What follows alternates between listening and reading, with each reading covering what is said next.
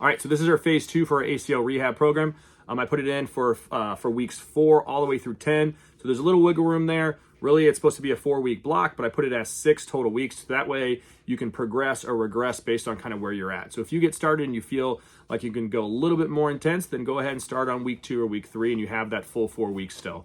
Okay, so you're really just paying for those 4 weeks. Again, you have direct access to me. If you haven't done the previous month, you're not going to miss out on anything. This is still going to be teaching you some of those basics, so there's some overlap right there.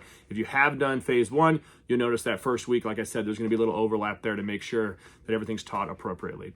Ideally, you have a good therapist at this point. Again, if you do not have a good therapist in your area, feel free to reach out to me. Part of the rehab project is meant to connect you with therapists in your area. So I'm happy to find some good therapists and go from there. So again, 4 to 10 weeks. We're going to be really focusing on trying to build up that quad hypertrophy, increase that overall active range of motion. So not just when somebody's pushing against your knee, but actively what you can extend and what you can flex. And then eventually we're going to start going in towards the end of this into sprint and agility mechanics. We're obviously not going to be doing any kind of sprinting, any kind of jumping just yet, but we're going to be putting you into those positions that are going to mimic those sprint agility and change of direction mechanics that are really we're going to build off of in the following phases. So this is one we'll start kind of doing those things that start look a little bit more athletic, and we'll move on from there. So good luck.